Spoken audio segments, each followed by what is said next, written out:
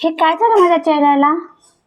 हा रंग निघून सुद्धा Do me a favor, let's play Holi. Holi, happy Holi.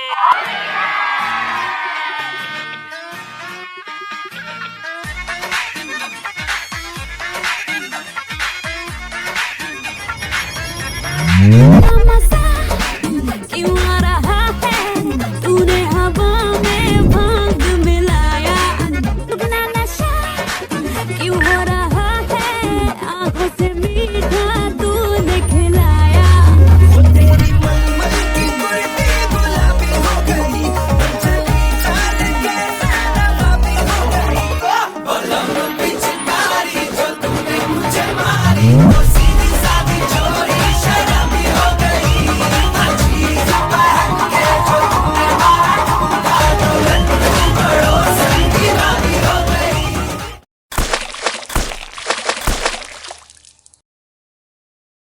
एका आनंदाच्या क्षणासाठी एवढं मोठं नुकसान.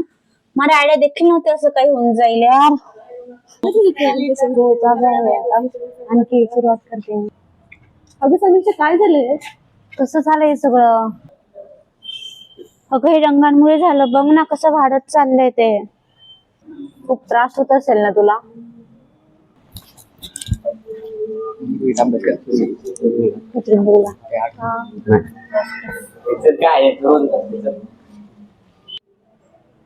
एक्सक्यूज मी,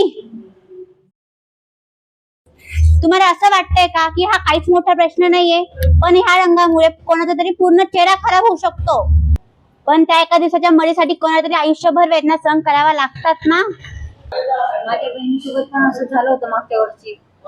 तुम्हाला माहितच असेल सध्या किती प्रमाणात केमिकलचा यूज होतो, ज्याच्यामुळे आपली स्किन खराब होते, डोळे आग मारतात.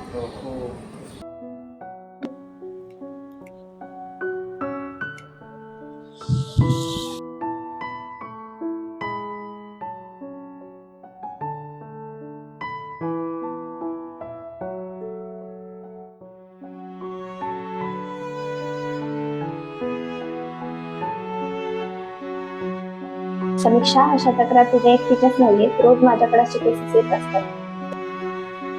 मग आपण मिळून काही करू शकतो का? ही गोष्ट सरकारपर्यंत पोहोचू शकतो का? हो, आपण हे सरकारपर्यंत पोहोचवू शकतो. बाकी बाधित लोकांचे पुरावे घेऊ. मग आपण हे करूया. भविष्यात कोणालाही त्रास होऊ नये, सहन करायला लागू नये. दुःख तिचं होतं, म्हणूनच ते दूर करण्याची जबाबदारीही तिचीच होती.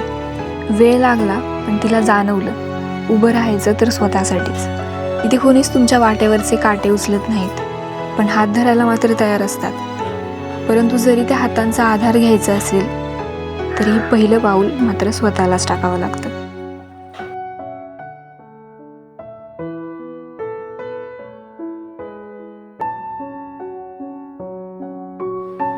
गोष्टी जरी दिसायला सोप्या असल्या तरी जो अनुभव घेतो त्यालाच त्या वेदना कळतात. एक रंग होळीचा, एक रंग मैत्रीचा, एक रंग मनमोकळेपणाचा, एक रंग सुरक्षेचा. Stay away from chemical added colours.